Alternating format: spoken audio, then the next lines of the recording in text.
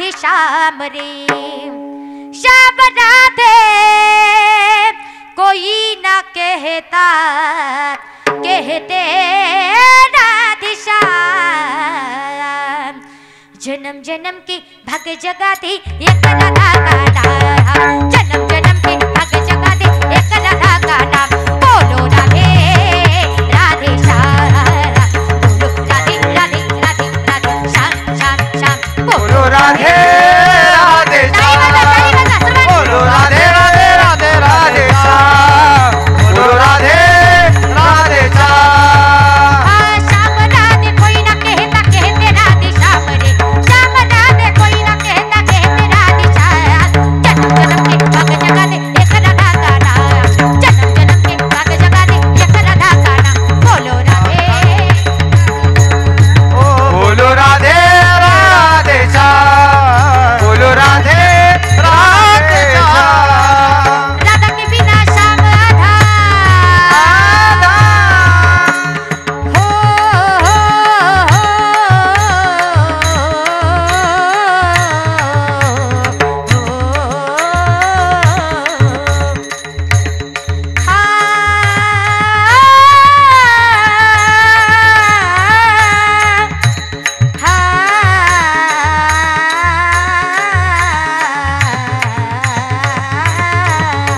राधा के बिना श्याम आधा राधा के बिना श्याम आधा कहते राधे श्याम रे राधा के बिना श्याम कहते राधे श्याम जन्म जन्म के भाग जगा दे एक राधा का नाम हे जन्म जन्म के भाग जगा दे एक राधा का नाम बोलो राधा बोलो राम बोलो राधे राधे राधे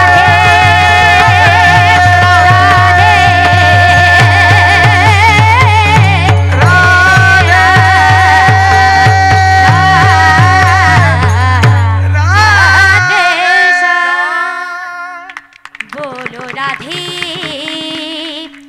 राधे श्याम बोलो राधे राधे राधे राधे श्याम नारदजी त्या पवित्र पावन वृंदावनाच्या भूमीमध्ये गेले भगवंत सापडले नाही एका झाडाखाली बसून चिंतन करू लागले नारायण नारायण नारायण नारायण नारायण हो नारायण नारायण नारायण नारायण नारायण नारायण नारायण श्रीमन्नारायण नारायण नारायण नारायण त्या ठिकाणी भगवंताचं चिंतन करत असताना भगवंत प्रकट झाले आणि विचारलं नारदजींनी देवा कुठे शोधावं तुम्हाला कुठे नका शोधू करा हरी कथा तेने अवचिता सापडेल म्हणजेच तुकोबाराय सांगतात वसे नामापाशी आपोलिया साधकांना तो प्रश्न त्यांचा मिटलेला आहे पुन्हा एकदा तुकोबारायांकडे आले प्रश्न केला तुकोबाराय ऐका ना तुम्ही सांगितलं मान्य आहे परंतु एखादी गोष्ट तुम्ही सांगतात भगवंताचं चिंतन करा मान्य आहे परंतु एखादी पत्नी जर आपल्या पतीसाठी स्वयंपाक बनवत असेल तर पतीच्या आवडीचा बनवावा एखादा भक्त जर भगवंतासाठी काही करत असेल तर भगवंताला आवडेल अशी भक्ती करावी एखादा शिष्य जर गुरुसाठी काही करत असेल तर गुरुला आवडेल असं अध्ययन आणि त्या ठिकाणी सेवा त्याने गुरुची करावी त्याचबरोबर मग भगवंताला आवडेल अशी भक्ती करणं गरजेचं आहे तुम्ही सांगता नामस्मरण करा परंतु आम्ही केलेलं नामस्मरण देवाला आवडेल का तुकोबाराय सांगतात की बाबा भेद अभेद काम बाजूला सारून भगवंताची केलेली नामचिंतन रूपी सेवा भगवंताला आवडते अभंगाचं प्रथम चरण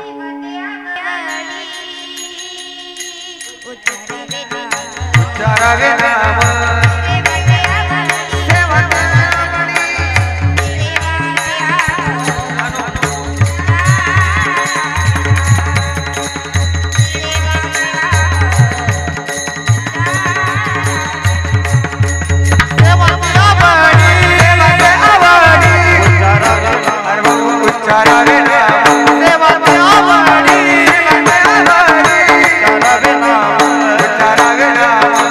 सेवा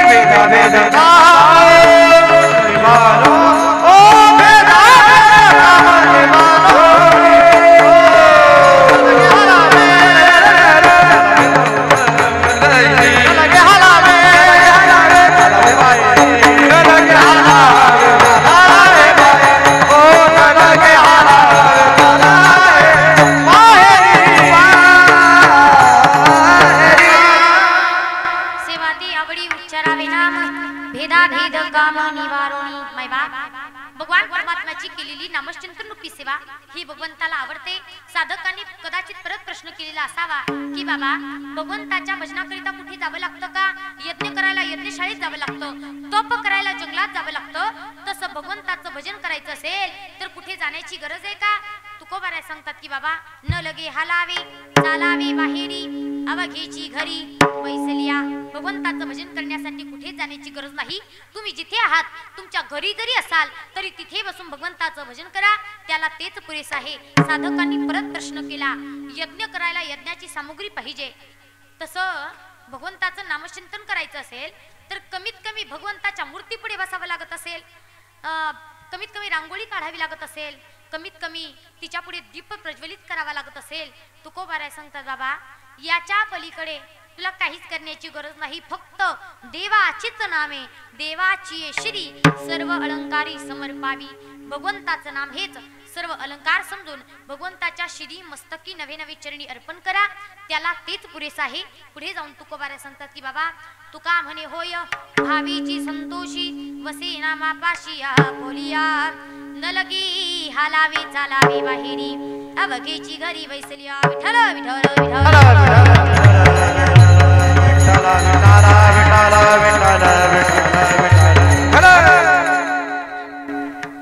या ठिकाणी आपली वेळ संपलेली आहे. मतीप्रमाणे चिंतन मांडण्याचा प्रयत्न केला. जे योग्य असेल ते आचरणात आणण्याचा प्रयत्न करा, अयोग्य असेल ते माझ्या बालबुद्धीचा दोष समजून मला या ठिकाणी क्षमा करा.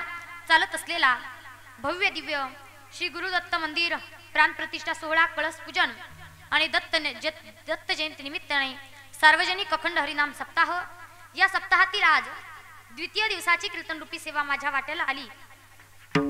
आजचे कीर्तन सेवेचे जे मानकरी आहेत गंगा भागीरथी धनुबाई सकाराम पाटील आणि गंगा भागीरथी अरुणाबाई सुरेश पाटील, या दोन्ही मातांना मी या ठिकाणी मनापासून धन्यवाद देईल. आदरणीय विनेकरी मावशी त्यांनाही या ठिकाणी मनापासून धन्यवाद देते. त्याचबरोबर या कार्यक्रमासाठी मला गोड अशी मृदंगाची साथ करणारे आमचे दोघेही बंधू, खरं सांगायचं झालं तर त्यांचं एवढं वादन गोड आहे की ते जेव्हा जेव्हा त्या ठिकाणी वाजवत होते, आवाज करू नको भाऊ 2 मिनिटं थांब थोडा, हा, ते जेव्हा जेव्हा वाजवत होते तेव्हा उभे असलेले टाळकरी पावल्या घेऊन आनंद घेत होते. नवल नाही, तुम्ही खाली बसलेले सुद्धा डोलत होते. बरोबर आहे ना? फार गोड ज्यांचं वादन आहे, ज्यांच्या हातामध्ये सरस्वतीचा वास आहे असं म्हणायला हरकत नाही. आदरणीय आमचे मोठे बंधू रोहित दादा वाडिले, त्याचबरोबर आदरणीय आमचे लहान बंधू बापू महाराज शेलार, या ठिकाणी दोघांनाही मनापासून धन्यवाद देते. मी विनंती करेल या दोघांसाठी एकदा जोरदार टाळी वाजवायची. त्याचबरोबर गोड अशी गायनाची साथ करणारे फार गोड ज्यांचं गायन आहे, ते जेव्हा गायन करायचे असं वाटायचं फक्त गायन ऐकत राहावं, आमचे दोघेही बंधू आदरणीय हरिभक्त परायण आपले मयूर दादा असतील, त्याचबरोबर आदरणीय हरिभक्त परायण आमचे सागर दादा आहेत.